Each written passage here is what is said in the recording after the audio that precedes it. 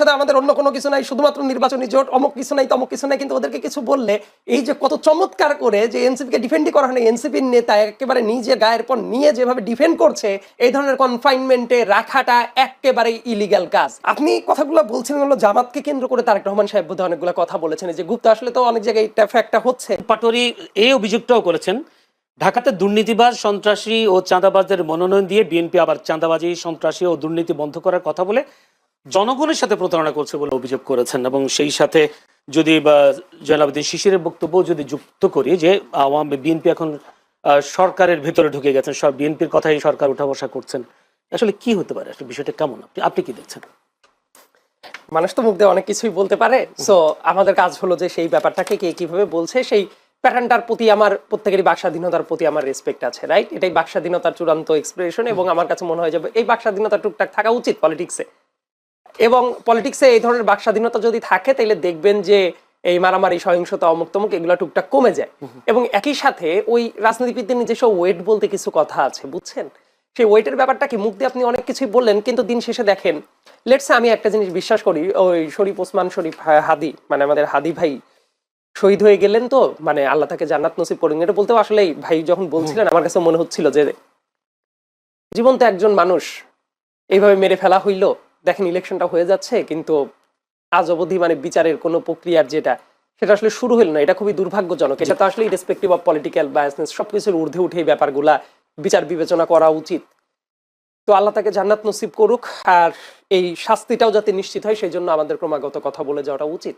2 নম্বর ব্যাপার বলি, দেখেন হাদি ভাই যখন এই জায়গায় ক্যাম্পেইনটা করছিলেন অনেকেই কিন্তু পছন্দ করছিলেন, নো ম্যাটার পলিটিক্সটাকে কেউ এন্ডোর্স করুক চাই না করুক, ব্যাপারটা যেটা হয়েছে ওই ব্যাপারটার ভেতরে না একটা ইনোসেন্স ছিল। কিন্তু ওই জায়গায় যখন আপনি জাস্ট পাশাপাশি রেখে চিন্তা করেন, এই ব্যাপারটা তো আমরা বলছি, এটা যারা দেখবে নিশ্চয়ই তাদের বিবেচনা করতে পারবে, জাস্ট হাদি আর এক পাশে হইল আমাদের নাসিরউদ্দিন পাটোয়ারি, দুইজনের কথাবার্তা, জেস্টার বসচার, কাজ কারবার যা যা করছে, এটা করার পরে মানুষের বিচার বিবেচনা করে নিতে পারবে যে ও ওয়েট আসলে কমে নাকি বাড়ে। আমি বলছি না যে দুইজন ব্যক্তি কখনোই এক হওয়াটা সম্ভব না, কিন্তু ওই যে কম্প্যারিজনের জায়গাটাতে আমি একটু নিয়ে গেলাম। তো এই কারণে আমার মনে হয় যে অনেক আলাপ আলোচনা করে বলতে চাচ্ছেন হাদির যে ওয়েট না, সেই ব্যাপারটাকে অনেক ক্ষেত্রে আউলফল ভাবে সেলও করতে গিয়ে বরং আরো হাস্যরসাত্মক উপায় তৈরি করেছে। যেমন ওই যে হাদি ভাইয়ের একটা ব্যাপার ছিল না, ওই যে মুড়ি বিলি করতো বাতাসা দিয়ে, ব্যাপারটাকে কিন্তু ইনোসেন্স দেখা যাইতো এটার ভেতরে, কিন্তু সেম জিনিসটাই সে যখন করছে খুবই হাস্যকর হয়ে যাচ্ছে। ইয়েট তার কাজ কথাবার্তা আমি মনে করি এইটুকুন ব্যক্তির স্বাধীনতাটা থাকা উচিত। মানুষ তাকে একসেপ্ট করবে কিনা মানুষ ভোট দিয়েই তো যাচাই করে দিতে পারে। আমরা যদি বলো এটা করলো ওরে পুঁতে ফেলতে হবে, ওকে অমক করতে হবে তমক করতে হবে, না, এটা গণতান্ত্রিক চর্চা না। গণতান্ত্রিক চর্চাটা হলে এটা যে আমার একজনের কথা যদি অপছন্দ হয়, সে যদি আপনার ব্যক্তিগত কোনো ক্ষতি টতি না করে ফেলে, ক্রাইম না করে ফেলে, তাহলে সে বলতে থাক না। মানুষ তাকে একসেপ্ট করলে সেটাকে আমি ওয়েলকাম করবো, যে মানুষ হয়তো তাকে একসেপ্ট করছে, আর যদি না করে তাহলে বুঝতে হবে যে তার ওই ওয়েটটাকে সে আসলে বাড়ালো নাকি কমালো। এই ব্যাপারটা বোধহয় জনগণের হাতে আমরা ছেড়ে দিতে পারি। এটা নিয়ে আসলে এত তর্কাতর্কি মারামারি। আমি একটু কালকে মির্জা আব্বাস বলেছেন, তাকে একজন সাংবাদিক প্রশ্ন করেছিলেন, তখন তিনি বলেছেন এনসিপি আর জামাত হচ্ছে ক্ষমতায় এখন, তার বক্তব্য। এখন যদি জয়নাল শিশিরের কথা যদি বলি, বিএনপি এখন প্রশাসনকে ব্যবহার করছে, এই দুই কথার মধ্যে যদি হ্যাঁ, দুইটা কথা বলার আগে শিশির ভাই অনেক পরিচিত মানুষ আমার, বাট আপনারা টকশোতে বসায় দেন জন্য বিভিন্ন তর্কাতর্কি শুরু হয়, কিন্তু দিন শেষে আমরা আবার হ্যান্ডশেক করেই ফেলি। ব্যাপারটা হলো কি চমৎকার করে ওই যে বলছিলেন যে এটা ঝামেলা এটা ঝামেলা, একটা ইন্টারেস্টিং ব্যাপার আমি খেয়াল করলাম। আপনি কথাগুলো বলছিলেন হলো জামাতকে কেন্দ্র করে তারেক রহমান সাহেব বোধহয় অনেকগুলো কথা বলেছেন, যে গুপ্তা আসলে তো অনেক জায়গায় এটা ফ্যাক্টটা হচ্ছে, মুনাফিক করার মতো কাজ, অমক তমক, এইগুলা বোধ হয় যে আমি যতদূর বুঝতে পেরেছি এনসিপি কে টার্গেট করে তারেক রহমান সাহেব ডিরেক্ট কোনো বক্তব্য দেন নাই। কিন্তু মানে খুবই চমৎকার একটা ব্যাপার খেয়াল করি আমি, মানে জামাতকে নিয়ে কথা বললেও অন্য টাইমে বলবে জামাতের সাথে আমাদের অন্য কোনো কিছু নাই, শুধুমাত্র নির্বাচনী জোট, অমুক কিছু নাই তমুক কিছু নাই, কিন্তু ওদেরকে কিছু বললে এই যে কত চমৎকার করে যে এনসিপি কে ডিফেন্ডই করা হয়, এনসিপির নেতা একেবারে নিজের গায়ের পর নিয়ে যেভাবে ডিফেন্ড করছে, তাতে করে তো আলাদা কোনো লাইন দেখা যাচ্ছে না। আমি মনে করি যে প্রত্যেকটা রাজনৈতিক দলেরই এই গভর্নমেন্টে বিভিন্ন জায়গায় বিভিন্ন অ্যাক্সেস আছে। আমি যদি বলি যে অন্য রাজনৈতিক দলের অ্যাক্সেস আছে বিএনপির নাই, এটা যেমন কথাটা ঠিক হবে না, আবার বিএনপির আছে অন্য দলের নাই, এই কথাটা বললে এটাও ঠিক হবে না। প্রত্যেকেরই অ্যাক্সেস বিভিন্ন জায়গায় আছে, এইটা হলো সত্য কথাটা। এই সত্য কথাটা কেউ হয়তো বা স্বীকার করে না। আমি তো বললাম আমি মনে করি যে প্রত্যেকটা রাজনৈতিক দলেরই অ্যাক্সেসটা আছে।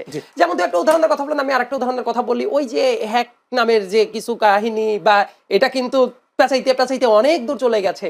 দেখবেন রাষ্ট্রপতির ওই জায়গা থেকে একজনকে অ্যারেস্ট করে নিয়ে আসা হইলো, রাইট? এবং সেটার ব্যাখ্যা কিন্তু ডিবি দিতে গিয়ে দ্বিধা বিভক্ত হয়ে যাচ্ছে বারবার করে। ওইটা নিয়ে কিন্তু গতকাল বহু নাটক মঞ্চায়ন হয়ে গেছে এবং তাকে অনেকটা টাইম অ্যারেস্ট না করে যেভাবে আটকে রাখা হয়েছিল, এই ধরনের কনফাইনমেন্টে রাখাটা একেবারেই ইলিগ্যাল কাজ। মানে এটা যেটা কেন ওই যে হলো ডিবি কেন হারুনের হলো বলে কথা যে মনে হলো? বললেন, জি। আমি বলি যে আপনার নামে যদি ফিক্স মামলার পরে প্রমাণ এরকম থাকে নিয়ে আসতে পারেন, কিন্তু তাকে ধরে আনার সাথে সাথে কিন্তু বলে না যে এই মামলা এইভাবে অ্যারেস্ট করে নিয়ে আসা হলো। নিয়ে আসা হয়েছে অনেক ঘন্টা পরে, তারপর বলা হয়েছে এই যে আজকে জামিন পেয়েছে কিছুক্ষণ আগে, কিন্তু যে কারণে অনেকক্ষণ ধরে এই কনফাইনমেন্টে নিয়ে যাওয়া হইলো, দিস ইজ ইলিগ্যাল থিং।